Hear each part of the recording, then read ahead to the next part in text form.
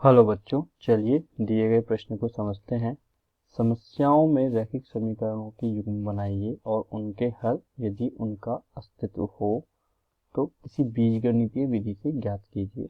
हमें दिया गया है एक छात्रावास के मासिक व्यय का एक भाग नियत है तथा शेष इस पर निर्भर करता है कि छात्र ने कितने दिन भोजन लिया है। जब एक विद्यार्थी एक को जो 20 दिन भोजन करता है 1000 रुपये छात्रावास के व्यय के लिए अदा करने पड़ते हैं अर्थात देने पड़ते हैं, जबकि एक विद्यार्थी बी को जो 26 दिन भोजन करता है छात्रावास के व्यय के लिए 1180 रुपये अदा करने पड़ते हैं। उसके नियत व्यय और प्रतिदिन के भोजन का मूल्य हमें ज्ञात करना है।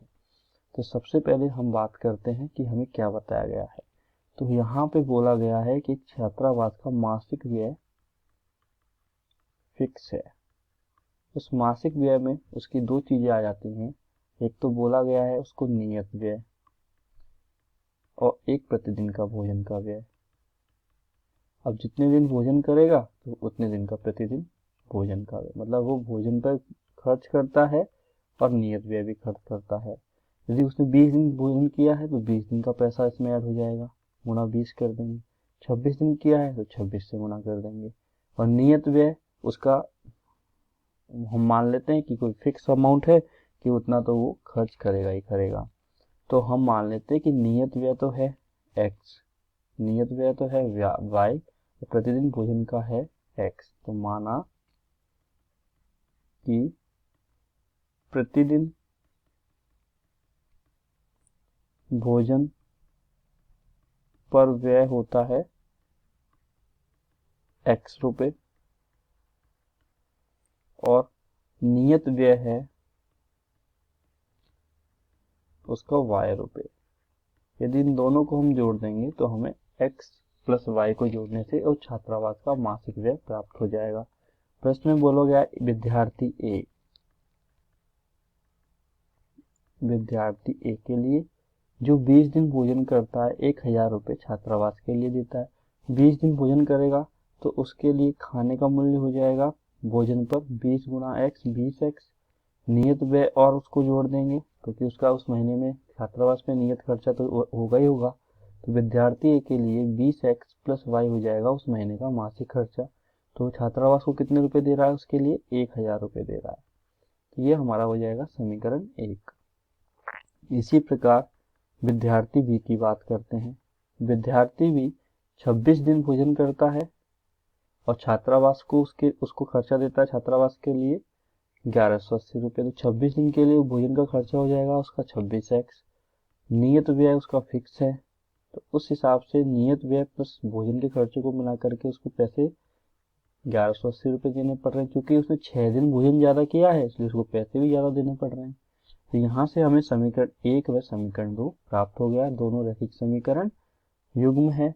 तो चलिए इनको हल कर लेते हैं बीजगणितीय विधि से। तो पहला समीकरण हमें प्राप्त हुआ है x प्लस माफी चाहेंगे, हमें पहला समीकरण प्राप्त हुआ है 20x प्लस y, हमें प्राप्त हुआ है 20x प्लस y बराबर 1000। इसको मैं लिख सकता हूँ 20x प्लस y माइनस 1000 बराबर 0।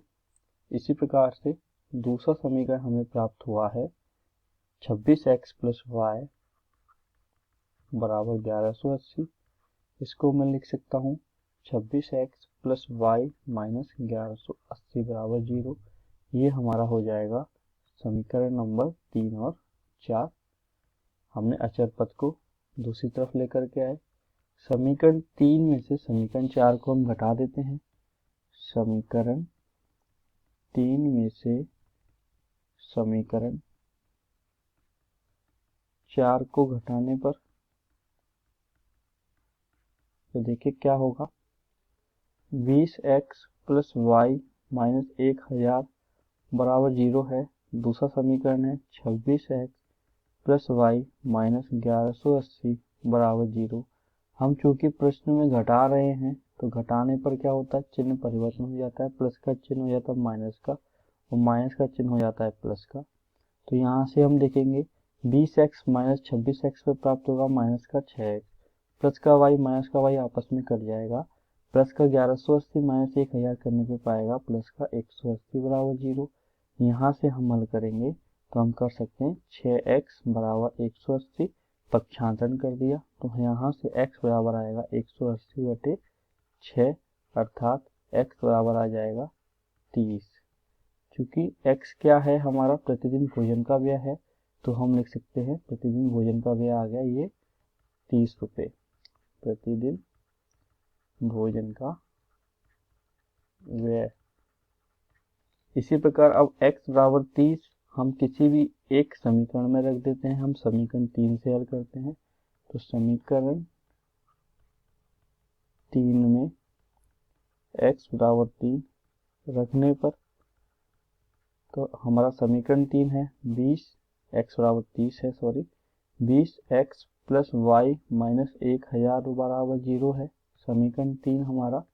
तो चलिए हल करते हैं। x बराबर 30 रखने पर 20 गुना 30 प्लस y माइनस 1000 बराबर 0। 30 और 20 करने पे आएगा 600 प्लस y माइनस 1000 बराबर 0। 600 माइनस 1000 y माइनस 400 बराबर 0, अर्थात y बराबर आ गया 400। y हमारा क्या है, y है नियत व्यय। तो हमें यहाँ से प्राप्त हो रहा है एक हॉस्टल का मासिक व्यय पर उस विद्यार्थी का प्रतिदिन खाने का व्यय होगा, प्रतिदिन खाने का व्यय हमने x माना था, वो हो जाएगा 30 रुपये और नियत व्यय हो जाएगा y, जो आएगा आपका 400 रुपये। तो हमें प्रश्न में यही ज्ञात करना था, तो यही हमारे प्रश्न का क्या होगा, उत्तर होगा। तो आपने देखा किस प्रकार हमने दिए गए प्रश्न को हल किया एवं एक विद्यार्थी के नियत व्यय एवं प्रतिदिन भोजन के मूल्य को ज्ञात किया है। आशा करता हूँ आपको यह समझ आया होगा। धन्यवाद।